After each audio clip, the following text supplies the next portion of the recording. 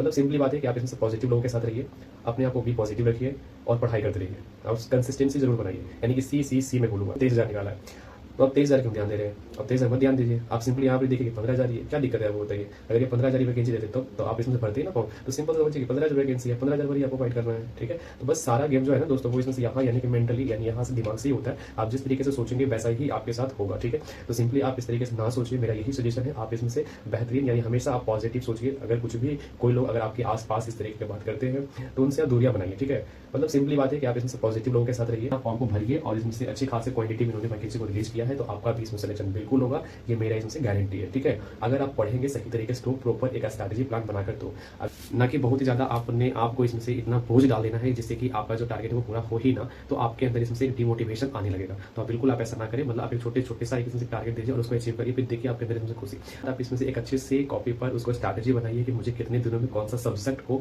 खत्म करना है, उसके बाद कौन सा सब्जेक्ट मुझे पढ़ना है, उसके बाद कौन सा सब्जेक्ट पढ़ना है, या दिन में मुझे 2 सब्जेक्ट कवर करना है। हर एक इसमें से जो है ना आप इसको प्लान बना के पढ़िए, यानी स्ट्रैटेजी बना के पढ़िए, जिससे होता क्या है कि और मैं ये भी बोलूंगा कि आप लोग इसमें कंसिस्टेंसी जरूर बना के रखें। लेकिन मैं तो बोलूंगा दोस्तों कि आप लोग इसमें से डिमोटिवेट नहीं होइए, आपका काम है पढ़ाई करना और आप अच्छे से पढ़ाई करिए और अभी से जुड़ जाइए, क्योंकि इसमें से जो विद्यार्थी जो कैंडिडेट अगर आप इसमें से अभी से ही आप थोड़ा थोड़ा प्रिपरेशन करते रहेंगे अपने स्टडी के लिए तो आपका सिलेक्शन इसमें से 100% होगा, इतना आपको भी पता है, ठीक है?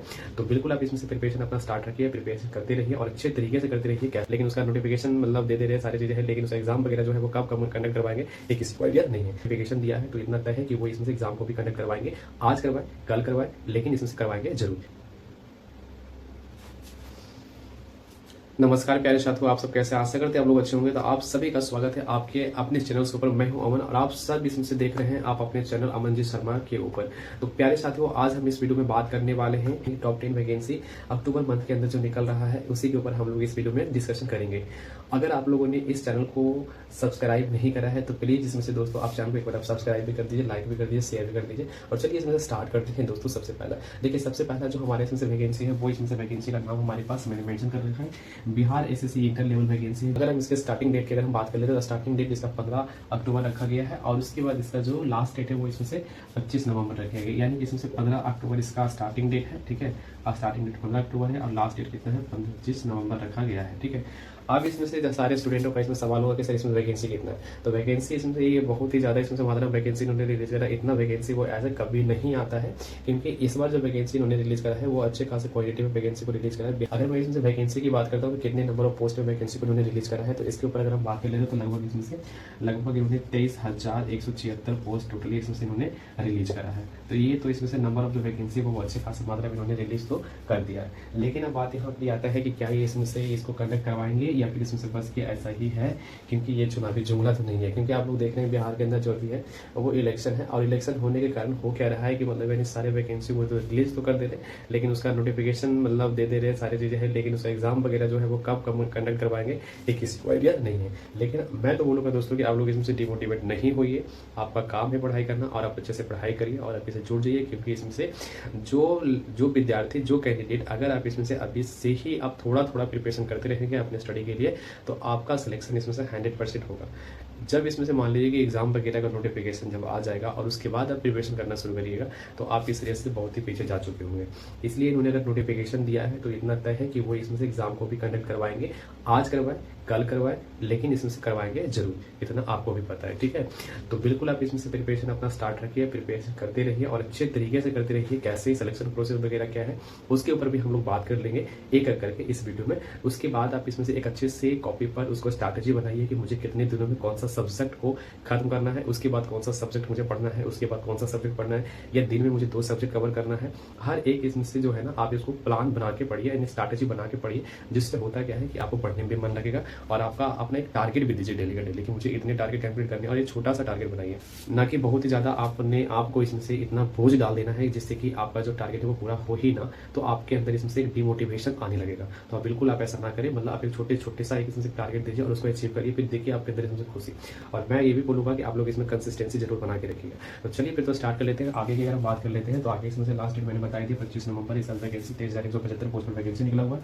क्वालिफिकेशन जो अगर हम बात कर लेते हैं क्वालिफिकेशन के बारे में, तो क्वालिफिकेशन जो है इसका 12th रखा गया है। कोई ज़्यादा इसमें से हायर डिग्री नहीं मांगा गया है, यानी कि अगर आप 12th पास हैं तो बिल्कुल आप इस फॉर्म को भरने के लिए एलिजिबल है, यानी कि सिर्फ 12th पास होनी चाहिए। आप किसी भी स्टेट से बिलोंग करते हैं, जरूरी नहीं कि अगर ये बिहार स्टेट के बिहार में अगर ये वैकेंसी निकला है तो सिर्फ और सिर्फ बिहार वाले कैंडिडेट ही इस फॉर्म को भरेंगे, ऐसा बिल्कुल ही नहीं है। तो आप ये भी जानते हैं कि मतलब यानी कहीं भी किसी भी स्टेट में अगर वैकेंसी निकलता है तो बिल्कुल एलिजिबल होते हैं, लेकिन वही है कि आप इसमें से जो रिजर्वेशन आपको मिलता है अपने स्टेट में ओबीसी SC ST वो सारे जो है वो दूसरे स्टेट में जाने के बाद आपको ना मिलता है, यानी नहीं मिलता है। इस बात को आपको इसमें से समझ लेना होगा दोस्तों, यानी कि आप वहां जो जाएंगे तो वहां आप काउंट होंगे जनरल के अंदर, ठीक है। तो ये चीज़ें हैं, लेकिन आप फॉर्म को भरिए और इसमें से अच्छी खासी क्वांटिटी में उन्होंने वैकेंसी को रिलीज किया है, तो आपका भी इसमें सिलेक्शन बिल्कुल होगा, ये मेरा इसमें से गारंटी है, ठीक है। अगर आप पढ़ेंगे सही तरीके से तो प्रॉपर एक स्ट्रैटेजी प्लान बनाकर, तो अगर आप बोलिएगा कि मुझे सर इसमें से एक स्ट्रैटेजी प्लान बना के दे दीजिए, तो मैं आपको एक स्ट्रैटेजी प्लान पर इसमें से एक वीडियो जरूर मैं प्रोवाइड करवा दूंगा आपको, अगर आप बोलिएगा तो। क्योंकि बिना स्ट्रैटेजी का अगर आप पढ़ाई करिएगा तो आपको पढ़ाई करने में मन भी नहीं लगेगा आज मैं क्या पढ़ूँ, फिर जब मन हुआ फिर दूसरा सब्जेक्ट उठा लिया, फिर मन हुआ तीसरा सब्जेक्ट उठा लिया, तो इस तरीके से पढ़ने पर सिलेक्शन नहीं होता है दोस्तों। आप ये इसमें से सच है, कड़वा बरसते है, आपको लगा होगा कड़वा कि मैंने क्या बोला, लेकिन ये सत्य है। आप लोग इसमें से अपने दिल में इस बात को आप जरूर झांक के देखिए, क्या ये सत्य नहीं है कि आज आपको मन हुआ तो ये पढ़ लिए, कल आपको मन हुआ तो वो पढ़ लिए, परसों मन हुआ तो वो पढ़ लिए, तो क्या इस तरीके से आपके अंदर जो कंसिस्टेंसी है वो भी नहीं बन पाता है। लेकिन आप एक टारगेट देंगे और टारगेट को अचीव करेंगे, फिर आपको इसमें से कंसिस्टेंसी आपके अंदर आएगा और फिर आप इसमें से देखिएगा अपने अंदर क्या इंप्रूवमेंट आता है, आपके अंदर क्या जो कॉन्फिडेंस डेवलप होगा वो आप खुद बोलेगा कि हाँ सर बिल्कुल हमारे अंदर तो कॉन्फिडेंस आ रहा है कि मैं इसमें से क्रैक कर सकता हूँ। दोस्तों मैं ये भी आपको बता देना चाहता हूँ कि आपको ये भी बता देना चाहता हूँ कि अगर 100 फॉर्म अगर फिलअप होता है तो 100 फॉर्म में से जो 80% फॉर्म होता है वो बस लोग ऐसे ही भर देते हैं। क्यों? क्योंकि इसमें से उनका प्रिपरेशन नहीं होता है। अगर प्रिपरेशन होता भी है तो वो आधा अधूरा प्रिपरेशन होता है, वो कहीं और कामों में लगे रहते हैं और साथ साथ वो इसमें से फॉर्म को भी फिलअप कर देते हैं। तो आप बताइए, अगर आप इसमें से कंसिस्टेंसी के साथ आप पढ़ाई करेंगे तो क्या आपका सिलेक्शन नहीं हो जाएगा? बताइए, आप खुद सोचिए इस बात को लेकर। आपने आस पड़ोस में देखा होगा कि मतलब यानी वो जो है वो इसमें से आज से नहीं इतने सालों से प्रिपरेशन कर रहे हैं लेकिन अभी तक नहीं हुआ। वाई रीजन सिर्फ और सिर्फ इतना है कि कंसिस्टेंसी नहीं बना पा रहे हैं। आज ये कल वो परसों वो, इस तरीके से करने पर सिलेक्शन नहीं होता है दोस्तों। ये एक कड़वी सच्चाई है, लेकिन आपको ये मानना पड़ेगा, घुट घुट कर आपको इसमें से पीना पड़ेगा, ठीक है। ये जो मैं बोल रहा हूँ वो बिल्कुल सत्य है, आप इसको एक कॉपी पेन पर लिख लीजिएगा दोस्तों। चलिए देखिए, मैं बात कर लेता हूँ आगे इसमें से क्वालिफिकेशन। तो क्वालिफिकेशन आपका 12th रहने वाला है, यानी 12th पर आप ये मत मान लीजिए कि 12th पर है तो इसमें से कॉम्पिटिशन बहुत ही ज्यादा होगा। ये सिर्फ और सिर्फ नाम का होगा, क्योंकि इसमें 12th वाले कैंडिडेट बशर्ते भर देंगे, लेकिन उनका प्रिपरेशन आप भी जानते हैं किस लेवल का होगा। लेकिन हाँ, उनमें से कुछ ऐसे भी कैंडिडेट होते हैं जो कि इसमें से बहुत ही ज्यादा अपने जो लक्ष्य होता है, गोल होता है, उसको लेकर वो इसमें से डेडिकेटेड होते हैं, समर्पित होते हैं कि नहीं मुझे करना है तो करना है। तो बिल्कुल वो उनका जो एग्जाम है वो इसमें से क्रैक होता है, वो भी 1 टाइम में होता है, ठीक है। तो अगर उनमें से आप हैं एक, तो आप इसमें से बिल्कुल आपका इसमें से एक सीट है रखा हुआ, ठीक है, कहीं से कोई दिक्कत नहीं है। हाँ, कुछ कैंडिडेट मुझे इसमें ये भी बोल रहे थे कि सर जो है ना, मतलब कॉल करके बोल रहे थे पर्सनली, जिनका नंबर है, जिनका मतलब जो नंबर हमारे वाला जो उनके पास है, तो वो इसमें से बोल रहे थे कि जो सीट है वो इसमें से बिक जाता है, ये वगैरह वगैरह। तो देखिए, मैं बता देना चाहता हूँ आपको कि 100 में से 20 सीट या फिर 15 सीट या 25 सीट ही ऐसा होता है दोस्तों, ठीक है। बाकी जो 75 या इसमें से 80 सीट होता है उस पर आप बिल्कुल आप जेन्युइन बंदे होते हैं, वही फाइट करते हैं। तो क्या आप इसमें से मेंटलिटी आप ये बना के नहीं चल सकते कि 100 सीट है हम 100 नहीं मान के 80 मान के तैयारी करेंगे? क्या ही दिक्कत है बताइए? क्या इसमें से सारे के सारे कैंडिडेट को मतलब इस तरीके से क्या वो इसमें से पैसे पर ही चले जाते हैं? ऐसा बिल्कुल नहीं है, ठीक है, क्योंकि सभी के पास अमाउंट नहीं होता है। और जो इसमें से जनरल कंपटीशन में अगर आए हैं दोस्तों, तो उनके जो बैकग्राउंड है फैमिली का, वो बिल्कुल ही मतलब इसमें से एक इतने ज्यादा नहीं होते हैं फाइनेंशियली कि वो इसमें से इस तरीके के अमाउंट पे कर पाए। कुछ ही लोग ऐसे होते हैं, ठीक है। तो आपको उससे बिल्कुल ही डिमोटिवेट अपने आप को नहीं होने देना है। आप सिंपली मान के चलिए, कह रहे ठीक है भैया इतना निकला है तो इतना में मतलब इतना तो ठीक है चला गया, लेकिन इतना तो है हमारे पास, उतना में से फाइट करिए सिंपली। जैसे मान लीजिए 23,000 निकाला है, तो आप 23,000 क्यों ध्यान दे रहे हैं? अब 23,000 मत ध्यान दीजिए, आप सिंपली यहाँ पे देखिए कि 15,000 ही है, क्या दिक्कत है वो बताइए। अगर ये 15,000 वैकेंसी देते तो आप इसमें से भरते ही ना फॉर्म। तो सिंपल से सोचिए कि 15,000 वैकेंसी है, 15,000 पर ही आपको फाइट करना है, ठीक है। तो बस सारा गेम जो है ना दोस्तों, वो इसमें से यहाँ यानी कि मेंटली यानी यहाँ से दिमाग से ही होता है। आप जिस तरीके से सोचेंगे वैसा ही आपके साथ होगा, ठीक है। तो सिंपली आप इस तरीके से ना सोचिए, मेरा यही सजेशन है। आप इसमें से बेहतरीन यानी हमेशा आप पॉजिटिव सोचिए। अगर कुछ भी कोई लोग अगर आपके आसपास इस तरीके की बात करते हैं तो उनसे आप दूरियां बनाइए, ठीक है। मतलब सिंपली बात है कि आप इसमें से पॉजिटिव लोगों के साथ रहिए, अपने आप को भी पॉजिटिव रखिए और पढ़ाई करते रहिए और कंसिस्टेंसी जरूर बनाइए। यानी कि सी मैं बोलूँगा, यानी आप क्लैरिटी रखिए, कंसिस्टेंसी रखिए और अपने अंदर कॉन्फिडेंस रखिए, ठीक है। फिर देखिए सिलेक्शन होने से कौन रोकता है दोस्तों, ठीक है। चलिए आगे हम बात कर लेते हैं। उसके बाद अगर हम आगे बात कर लेते हैं दोस्तों, ठीक है, कि इसका जो बेसिक पे वगैरह है, तो बेसिक पे की मैं बात कर लेता हूँ, ठीक है। इधर मैं बात कर लेता हूँ, ओके। इधर ध्यान दीजिएगा, है ना। मेरा स्केल भी है और बीच में से सूख ड्राई हो गया, सूख गया, है ना। उसको मैंने अभी तक ऑफ नहीं करा था, इसलिए देखिए मैं बात कर लेता हूँ बेसिक पे का, है ना। जो बेसिक पे स्केल जो होता है ना, बेसिक पे, इसका बेसिक पे जो है, बेसिक पे इसमें से 5200, ठीक है। 5200 से लेकर इसमें से 20,200 तक, ठीक है। 20,200 इसका रहता है बेसिक पे। और आप इसमें प्लस कर लीजिए, इसमें आप ये भी एड ऑन कर लीजिए। एड ऑन क्या कर लीजिएगा, तो एड ऑन आप इसमें से ये कर लीजिए, ठीक है। अगर मैं इसमें से बात कर लेता हूँ, बेसिक पे आपका ये हो गया, ठीक है। और बेसिक पे के अलावा जो है वो आपका इसमें से जो ग्रेड पे रहता है उसके ऊपर मैं बात कर लेता हूँ। तो ग्रेड पे आपको इसमें से 1900 से लेकर इसमें से 2400 आपको ग्रेड पे हो जाएगा। और इसी के साथ साथ इसमें से जो अन्य भत्ते होते हैं, यानी कि जो अन्य जो अलाउंस वगैरह मिलता है, अदर जो अलाउंस मिलते हैं, तो वो आपको मिल जाएंगे। जैसे अगर हम अन्य की बात कर लेते हैं तो आपको डीए, एचआरए, उसके बाद टीए, इसके अलावा और भी कुछ जो रहते हैं वो आपको प्रोवाइड करवा दिए जाते हैं, ठीक है। तो देखा जाए तो ऑल ओवर जो आपका इन हैंड सैलरी आता है वो इसमें से 25,000 से लेकर 40,000 के बीच में आपको इन हैंड सैलरी स्टार्टिंग में देखने को मिलता है। जो हालांकि ये जो सैलरी है वो डिपार्टमेंट वाइज जो है वो थोड़ा सा वेरी करता है। किसी किसी डिपार्टमेंट में जो है इस जो सैलरी है जो 25 से 40 मैंने बोला, ये और ज्यादा भी हो सकता है, 50-60 भी जा सकता है, ठीक है। वो डिपार्टमेंट वाइज और साथ साथ इसमें से जो आपका ये जो पोस्ट वाइज है उस पर भी डिपेंड करता है, ठीक है। तो आप इस बात को समझिएगा। तो आई होप आप समझ गए हो कि इसका जो सैलरी हमें रहने वाला है, यानी हमने यहाँ पर बताया था आपको कि इसका जो पे स्केल वगैरह है आप जोड़ लीजिए। मतलब ये 1900 से लेकर यानी लगभग 2400 हो गया आपका। और साथ साथ इसमें से टीए हो गया, यानी डीए हो गया, एचआरए हो गया, ठीक है। उसके बाद क्या हो गया, टीए हो गया। इसके अलावा और भी मतलब अदर जो रहते हैं वो भी इसमें से आपको मिलता है, ठीक है ना। तो इस तरीके से यानी कि इन हैंड सैलरी की अगर हम बात कर लेते हैं कि इन हैंड यानी आपका इन हैंड जो सैलरी आ जाता है ना, इन हैंड सैलरी, यानी कि अगर इन हैंड सैलरी की अगर हम बात कर लेते हैं तो इन हैंड जो सैलरी होता है वो आपको जो देखने को मिल जाता है लगभग इसमें से 25K से लेकर, है ना, 40K। और बाकी इसमें से आगे भी ये जाता है, हो सकता है कि वो 60K भी जाए, वो इसमें से डिपेंड करता है पोस्ट वाइज के ऊपर, ठीक है। क्या आपको ये दिख रहा है, कहीं से कोई दिक्कत है, ये चीजें दिखा कि नहीं दिखा आपको दोस्तों, नहीं दिख रहा है। तो आई होप मैं इसको क्या करता हूँ, रेज करके मैं इधर लिख देता हूँ, ठीक है। यहाँ से तो दिख रहा है, ओके। तो देखिए मैं ऊपर लिख दे रहा हूँ, ऊपर आप यहाँ ध्यान दीजिएगा थोड़ा सा। मैं बोल रहा था कि यहाँ पर जो इन हैंड सैलरी है ना, इन हैंड सैलरी, ठीक है। तो इन हैंड अगर हम सैलरी की बात करते हैं तो इन हैंड सैलरी आपका इसमें 25K से लेकर इसमें से 40K या हो सकता है कई बार इसमें से 60K भी जाता है, ठीक है। तो ये डिपेंड करता है पोस्ट वाइज के ऊपर निर्भर करता है कि आपका जो सैलरी है वो किस तरीके का होने वाला है। लेकिन इतना कंफर्म है कि आपका सैलरी जो है वो 25,000 से कम नहीं होगा। अगर आप नॉर्मली बोले सारी चीजों को मिलाकर तो लगभग इसमें से आपका जो सैलरी है, अगर आपका जॉब लगता है तो वो 25 नहीं बल्कि इसमें से 35,000 आप मान के चलिए। अगर मैं एज की बात कर लेता हूँ, ठीक है, कि एज वगैरह क्या रहने वाला है इसके ऊपर मैं बात कर लेता हूँ थोड़ा सा, है ना। वैसे कोई इशू तो नहीं आ रहा, अच्छा। और चलिए देखिए मैं एज के बारे में बात कर लेता हूँ, है ना। मैंने एज के बारे में बोला था। तो देखिए एज जो है ना वो आपका रहने वाला है, अगर आप इसमें से मेल फीमेल हैं और अगर जनरल कैटेगरीज है तो सिंपल सा समझ लीजिए कि अगर आप इसमें से जनरल कैटेगरीज है, ठीक है, जनरल से है, मेल हो या फिर इसमें से, चलिए मेल के बारे में बहुत, मेल के लिए अलग बताया उन्होंने, 37 वर्ष होने वाला है, ठीक है। 57 ईयर्स आपका उम्र होनी चाहिए, ठीक है।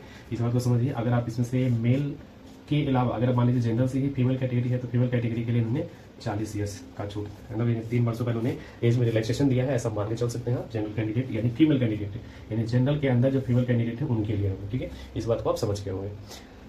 अब हम बात कर लेते हैं नेक्स्ट अगला कि इसमें ओबीसी के लिए क्या है। हाँ देखिए कुछ कैंडिडेट इसमें ये भी बात कर रहे थे कि सर इसमें से अब जो है वो ओबीसी का मतलब यानी क्या फंडा है सर, मतलब ओबीसी का क्या इसमें से अब जो है वो इसमें से पहले होता क्या था, मैं समझा देना चाहता हूँ, एक बार थोड़ा सा मुझे टाइम दीजिएगा, 2 मिनट का, है ना। देखिए मैं बात कर रही तो यहाँ पर कि जो पहले जो था वो पहले क्या था, पहले इसमें से ये था कि डबल रिजर्वेशन ले लेते थे। जैसे मान लीजिए कोई ओबीसी का कैंडिडेट है, ठीक है, और उनका जो मार्क्स है वो जनरल वाले कटअप में वो चले गए, मतलब उन्होंने अच्छे खासे जो अपना ओबीसी का जो कैटेगरी रहता है उसके अकॉर्डिंग जो कटअप जाता है उससे ज्यादा वो पार करके जनरल के अंदर चले गए। समझ रहे हैं मेरी बात को आप। तो यानी कि वो ओबीसी का जो सीट है वो तो खाली रह गया, क्यों, क्योंकि इसमें उन्होंने अच्छे मार्क्स उन्होंने गेन करा, इसलिए वो ओबीसी के अंदर नहीं बल्कि इसमें से जनरल के अंदर काउंट हो गए। इससे दिक्कत क्या होता था कि जो जनरल कैंडिडेट होते थे उनको प्रॉब्लम होता था। क्या प्रॉब्लम होता था, प्रॉब्लम ये होता था कि अगर सीट है मान लीजिए 100 सीट है और मान लीजिए कि ओबीसी के लिए सीट उन्होंने 50 दिया है। अब ये होगा क्या कि अगर इनको आना चाहिए था 50 सीट के अंदर, अभी 50 सीट के अंदर ना आके मतलब वो चले गया 100 सीट के अंदर, तो ये जो 100 जो रखा गया था जनरल कैंडिडेट के लिए स्पेशली, अब ये इसमें से एक चले गया उसके अंदर, तो एक जब इसके अंदर चले गए तो जाहिर सी बात है कि 99 सीट रह गया ना मतलब जनरल वाले के लिए। तो ऐसे कैंडिडेट कई सारे होंगे जो कि ओबीसी वाले या फिर एससी एसटी वाले जो भी कैटेगरी के अंदर आते हैं और उनका मार्क्स अच्छा आने के कारण वो जनरल के अंदर काउंट हो जाते हैं, और जनरल वाले बच्चों का जो इसमें से सीट है वो इसमें से कम जाता है, क्योंकि वो तो ओबीसी के अंदर आ नहीं सकते हैं, वो तो एससी एसटी के अंदर आ नहीं सकते हैं। तो इसलिए सरकार ने इसमें से बोला है कि जब तक सरकार ना चाहे कि डबल इसमें से, अगर वो सरकार चाहती है, मतलब सीधा आप ऐसे समझिए कि अगर सरकार उसमें से मेंशन करती है वैकेंसी के अंदर, ठीक है, नोटिफिकेशन के अंदर क्या मेंशन करती है, तो नोटिफिकेशन के अंदर वो सरकार मेंशन अगर करती है ये जनरल के अंदर भी जा सकते हैं और साथ साथ इसमें से ये ओबीसी का अपना जो कैटेगरी है उसके अंदर भी जा सकते हैं, तब तो ठीक है। लेकिन सरकार अगर सिर्फ और सिर्फ वो नोटिफिकेशन निकाल देती है और उसमें कुछ ऐसा मेंशन नहीं करती है कि हम डबल रिजर्वेशन नहीं देंगे, तो उस कंडीशन में वो जो बंदे होंगे ओबीसी एससी एसटी जो भी, तो इसलिए अब जो है वो जनरल वाले कैंडिडेट के लिए भी फायदा है और बाकी ओबीसी वाले कैटेगरी है उनको तो अपने कैटेगरी के अंदर रहना होगा। ठीक है, ऐसा नहीं कि मतलब डबल डबल रिजर्वेशन वगैरह ले रहे हैं एससी एसटी वगैरह जो भी है इस तरीके से कि आप इसमें उसमें चले गए, सभी में चले गए, जनरल का सीट को खा रहे हैं, तो बिल्कुल अब ऐसा नहीं होने वाला है। होगा एक ही कंडीशन में जब सरकार उस वैकेंसी में स्पेशली मेंशन करे, ठीक है, कि डबल हम रिजर्वेशन देंगे। अगर उसमें से स्पेशली कुछ एक्स्ट्रा नहीं लिखती है सरकार, ऐसे रिलीज करती है तो उस कंडीशन में जनरल का सीट जनरल के लिए ही रहेगा और बाकी इसमें से अदर कैटेगरी के लिए सीट जो रहता है वो रहेगा, मतलब उसमें नहीं जा सकते। समझ गए आप लोग? है, चलिए आते हैं इसमें से अपने हम लोग जो पॉइंट है उसके ऊपर हम बात कर रहे थे इसमें से कि ओबीसी वाले, ठीक है। तो ओबीसी का अगर बात करते हैं ना, तो ओबीसी के लिए उन्होंने दिया है कितना, 40 वर्ष, ठीक है। मैं एक बार देख लेता हूँ, ठीक है। मैंने हाँ, ओबीसी के लिए जो है ना, वो ओबीसी के लिए उन्होंने जो मेंशन कर रखा है, अगर मैं बात कर लूँ यहाँ पर कि ओबीसी है या फिर एससी एसटी है, ठीक है, हाँ ओबीसी है या फिर इसमें से ईडब्ल्यूएस, ओबीसी है या फिर इसमें से ईडब्ल्यूएस, तो इनके लिए इसमें से 40 वर्ष इन्होंने रखा है। अगर आप एससी है या फिर एसटी है, इसमें से दोनों आ जाएंगे तो 42 वर्ष के लिए आप इस फॉर्म को भरने के लिए एलिजिबल होंगे। सिलेक्शन प्रोसेस के बारे में आपको बता ही देते हैं। सिलेक्शन प्रोसेस का जो आप समझ लीजिए कि सबसे पहले इसका प्रीलिम्स होगा, वो भी सीबीटी मोड में होगा, और वो होने के बाद उसके बाद आपका मेंस होगा, और मेंस होने के बाद फिर आपका इसमें मेरिट बनेगा, और मेरिट बनने के बाद फिर आपका डॉक्यूमेंट वेरिफिकेशन होगा, फिर स्किल वगैरह जो भी, यही इसका इसमें सिलेक्शन प्रोसेस है दोस्तों, ठीक है। बाकी अगर आप लोग इसमें से बोलेगा मुझे कि एक डिटेल्स वीडियो प्रोवाइड करवाने के लिए सिलेबस से रिगार्डिंग और कैसे कैसे उसको पढ़ना है, तो मैं उसके ऊपर भी आपको मैं एक फुल डेडिकेटेड वीडियो में प्रोवाइड करवा दूंगा। और बाकी आगे का जो भी इसमें से वैकेंसी है, जो कि मैंने इसमें से बताया था कि टॉप 10 वगैरह अक्टूबर में जो वैकेंसी निकल कर आ रहा है, उसको हम लोग इसमें से नेक्स्ट अगले वीडियो में कवर करेंगे, क्योंकि इसमें से ये वीडियो बहुत ही ज़्यादा लंबा हो चुका है ऑलरेडी, तो मैं इसमें से और इसको लंबा नहीं करना चाहता हूँ। बाकी आपकी राय, अगर इसमें से आपको वीडियो अच्छा लगा है तो प्लीज़ वीडियो को एक बार आप लाइक भी कर दीजिए, शेयर भी कर दीजिए, सब्सक्राइब भी कर दीजिए, और बेल आइकन घंटी को जरूर प्रेस कर लीजिएगा, ताकि इसमें से आने वाला जितना भी नोटिफिकेशन है वो आपको टाइम टू टाइम मिलता रहे, जिससे आप इसमें से सही इन्फॉर्मेशन आपके पास पहुंच पाए। तो चलिए इसमें से फिर मिलते हैं नेक्स्ट वीडियो में, तब तक के लिए जय हिंद जय भारत। और एक बात और बोलना चाहूँगा, पढ़ाई अपना करते रहिए, कंसिस्टेंसी जरूर बनाइएगा, सीसीसी को फॉलो करिएगा, और अदर एक्टिविटी में आप जो है कम से कम इन्वॉल्वमेंट रहिए, ठीक है, क्योंकि एक बार अगर आपका सिलेक्शन हो जाएगा फिर उसके बाद पेरेंट्स से कोई दिक्कत होने वाला नहीं है दोस्तों। तो चलिए इसमें से फिर मिलते हैं नेक्स्ट वीडियो में, तब तक के लिए जय हिंद जय भारत दोस्तों।